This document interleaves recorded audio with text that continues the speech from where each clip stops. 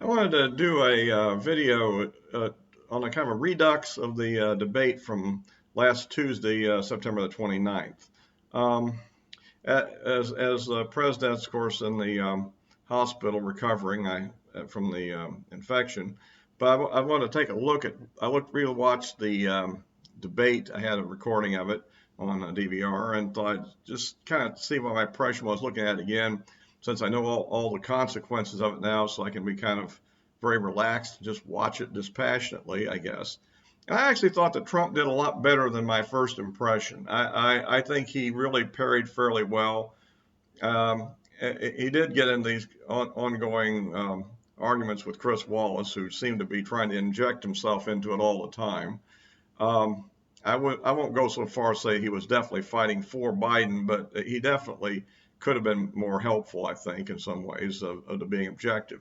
Um, so, after this debate, one way of looking at it is, that there were, I mentioned before, certain polls. Rasmussen did a post-debate poll, which shows that that Biden won at 44% think he won. Trump had 36% that thought he won, and 20% were undecided. And those numbers match almost identically the strong and weak, you know, support. That is to say, that the strong approval of Trump is usually around the lower 36 numbers, and the strong opposition is around 44%, and the rest of them are the people that kind of float back and forth and between strong, somewhat approved to somewhat disapproved, and depending on whether he's in the high 50s or whether he's in the in the low 40s or whatever, you get these different outcomes. So that's one measure. Another measure is there's two polls that have been taken after the uh, um, the debate that was the NBC Wall Street Journal poll. It came out with one with uh, Biden up by 14%. At 53 to 39. And the other was the IDB tip poll, which had the race closing to only 3%. And interestingly enough, I kind of feel that the first poll was rigged because it only had 800 people in the sample, which was less than their normal amount. And it looks like they cut it off because they didn't want the hospitalization and COVID diagnosis to impact their results.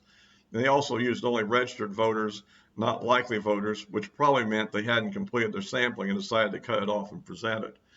So that's an IBD tip. Well, they had sometime about at the beginning of the month of September, that time period, they had Biden up by 8 points. Then the one a couple of weeks ago had Biden up by 6 points, and this one only 3. So that shows a trend of support moving toward Trump, basically, including after the debate. So the case that Trump lost the debate is kind of at less, not well made. And so that's kind of an interesting take on it that I just wanted to get out there. Kind of, I was sort of negative on the subject yesterday before I rewatched it and kind of evolved a little bit in my thinking. And after all, what's important is how the typical viewer, the typical voter will see this. I mean, I pursue things from a sort of a policy analytical point of view, I think, and sometimes the way Trump talks just kind of leaves me like, oh, why didn't you say this and why didn't you say that? Let me give you an example. When they were talking about the issue of racial sensitivity training, what Chris Wallace asks, like that's really a major issue in this election, but okay. And of course, the way Trump answers it is, in other words, Chris Wallace presents it as if Trump opposed racial sensitivity training, which is not true. What he really did was he banned the use of critical race theory in sensitivity training for government jobs. So that's a whole different scenario if you think about it. Sensitivity training might just be, be aware of, how different people's feelings are and how they react to certain words and type of jokes that might be considered inappropriate or offensive, that sort of thing. But this was the critical race theory is really is basically a demonization of the white race, basically.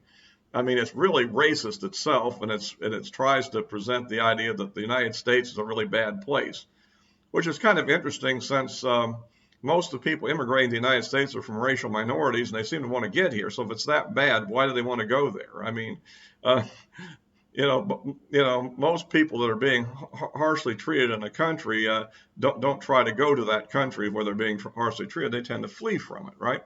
So, but at any rate, that was the essence of what Trump was talking about. And my point was, Trump didn't preface his statement with saying, "You're wrong, Chris. I do not oppose sensitivity training. I oppose the use of critical race theory," and then go on from there. But he didn't say that preamble, so it was left like he's arguing that all sensitivity training is somehow anti-American, which is not really what he believes, but it comes off that way, you see, and that, in a way, and that's why I'm talking about debating points that kind of, it doesn't change my vote any because I'm for Trump, because Trump's in my interest. But I think he'd be more effective if he could make these little nuanced statements. But that one, I'll give you another one that I didn't, that doesn't appeal to me, and it's been an ongoing bugaboo with me about it, is the issue on climate change. I mean, Trump just basically sidestepped the issue and talked about air pollution, which isn't the same thing. And in reality, of course, there's a lot of arguments against the climate change, climate catastrophe theory. But apparently he's totally unwilling to do a little bit of study and get a few facts together about the subject. And for that matter, I think as a matter of policy, in the last 3.5 years, he's done little and nothing to actually, within the government, attack this and try to undermine this sort of propaganda push. He's just sort of ignoring it and acting like it doesn't exist. Well, it's going to come back to bite us all if somebody doesn't kind of rein it in. Now, and I'm going to spend a whole lot of time on the merits, but the point is that, let's face it, all these people doing this climate research generally produce papers which indicate the possibility of a very bad climate outcome.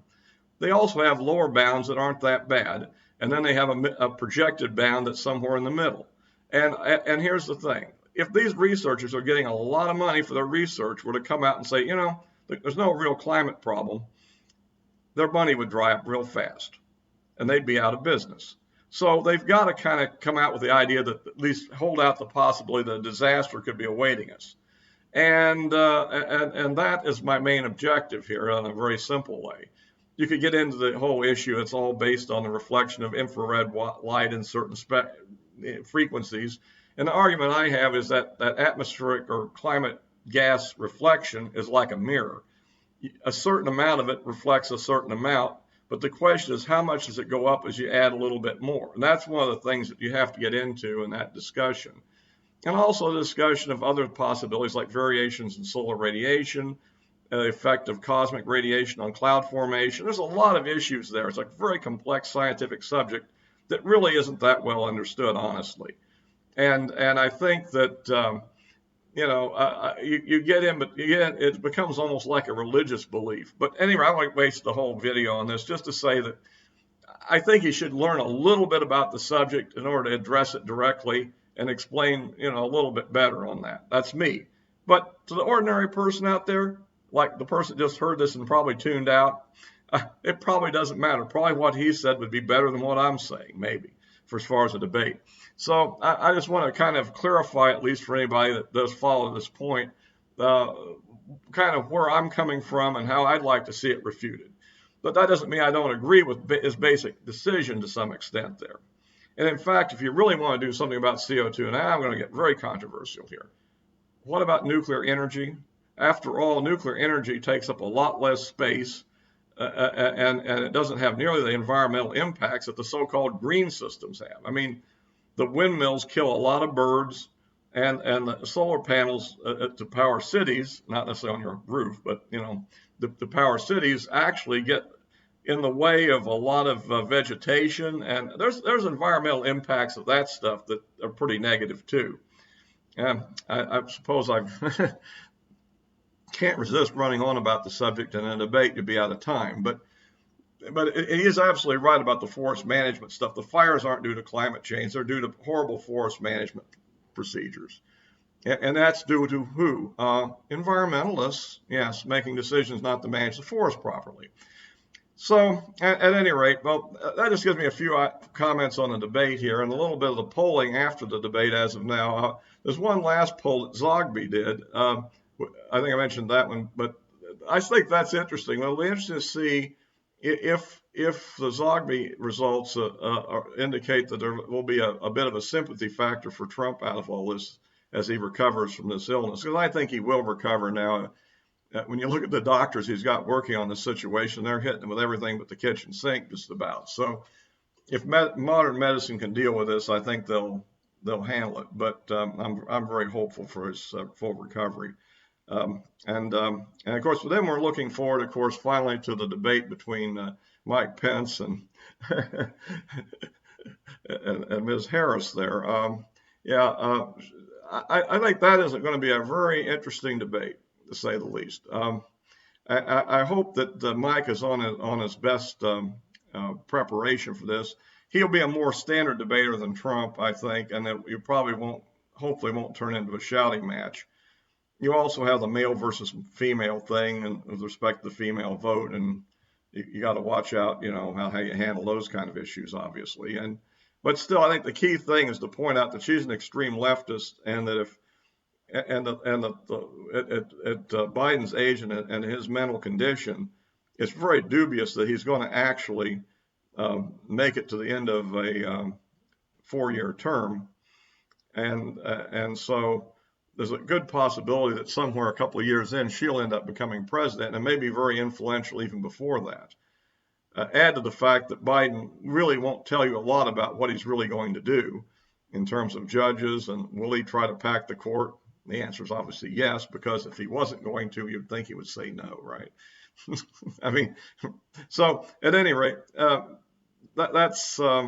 be an interesting debate to look for, I guess, on, I forget, is it Wednesday or Thursday? I'll get that later, but the point is that's coming up, and maybe that'll help out a little bit, and hopefully Trump will get back to good health, and we'll see what happens here.